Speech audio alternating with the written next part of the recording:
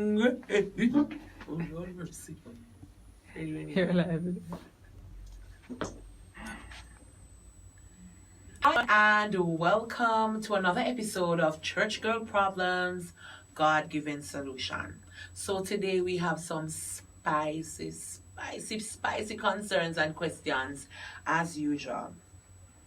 So remember, if you have a church girl problem or you have a comment or concern, feel free to send us a message at churchgirlproblems@gmail.com or on Facebook, Church Girl Problem, God-Given Solution at Facebook, and Instagram, Church Girls Problem. So let's jump into it. So this one says, I really thought I could get away with it. He was a musician at my church. He would tell me he loved the way that I ministered and how much I gave him goosebumps whenever I sang.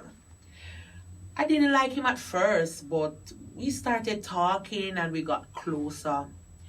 We started to have sex and no one noticed the change. So I continued and then I got pregnant. I got caught. Church girl problems. Wow. So I would say a God-given solution for this church girl problem is, if you know that you're doing the things that you ought not to do, God not sleep, that's the first thing. And two, remember, you reap what you sow.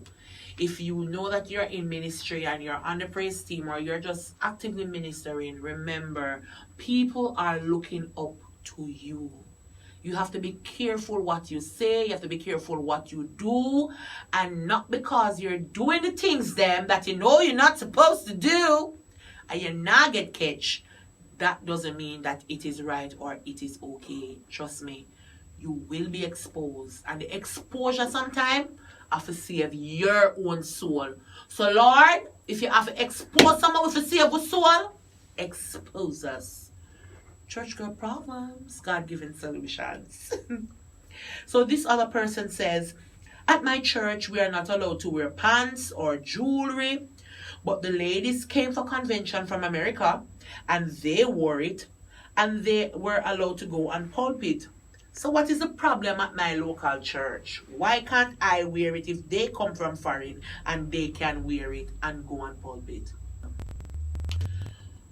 Coming from a church background, you know the rules of the church, whether it is biblical or not. My spiritual mother told me that it's not the fact that wearing jewelry and wearing hair is a sin, but the fact of the matter is being disobedient and you're under the covering of that organization. She said that is when it becomes a sin, because you know the rules, you know the bylaws, you know what they stand for. So when you don't do what the rules of the church stipulates, that's when it becomes a sin, because you're being disobedient to the shepherd.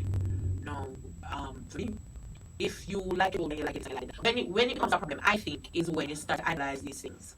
When you can't, you have to wear the chain if you don't feel, if you don't wear the chain, you don't feel good. If you want the ring, you don't feel good, and you feel like, oh, all of this thing is a crowning glory, and the jewelry is a crowning glory, that is when it becomes a sin, and it distracts you from worship. But for those persons who can worship all of eyelash, all of the makeup, all of the everything, just like myself here, I think it's okay. But it is on. Church girl problems, God-given solutions. So someone also said this one here. We were together for 7 years and it didn't work out. He was with someone a month later after the breakup. He's even posting her on his status. Everybody now asking me what happened, because they were all invested in the relationship. Now I am in my feelings. Hashtag church girls problems. People. Let me tell you something. It's not easy. And I understand the sentiment. 1 month after, I'm too good. But honest, if you hear me, making one more in business, yeah.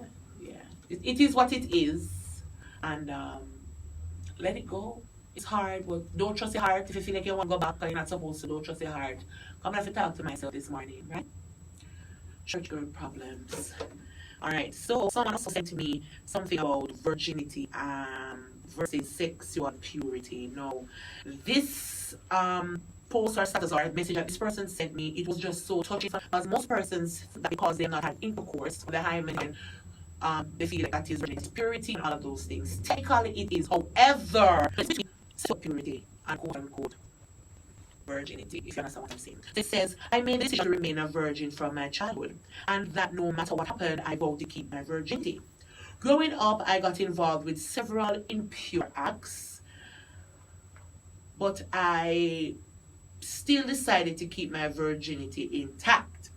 I was more concerned with remaining a virgin and not rather than being sexually pure. I struggled with remaining pure from what I saw on the media, what I watched in movies, and the persons that I was around. I became curious by watching pornography and even sex, and even got into my own pleasure. My mind was filled with lust, and I wanted to taste and to dig deeper into pornography and masturbation. But technically, I was a virgin.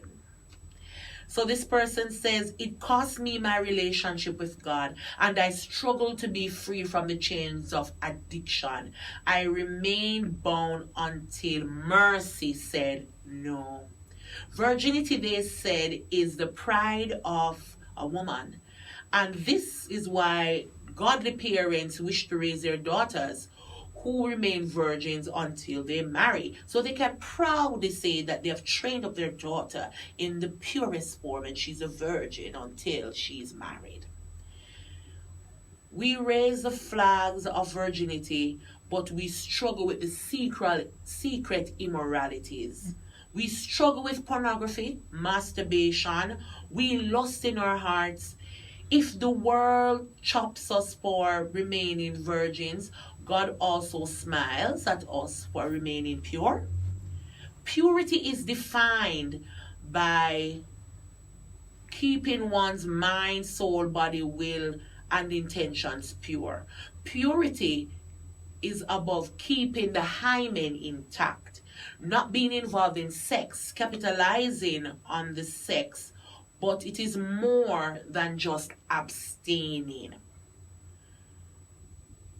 You stop from penetration, but you are naked in front of your boyfriend. You let him touch you everywhere. You do anal sex. You have done all of that, but technically you are a virgin.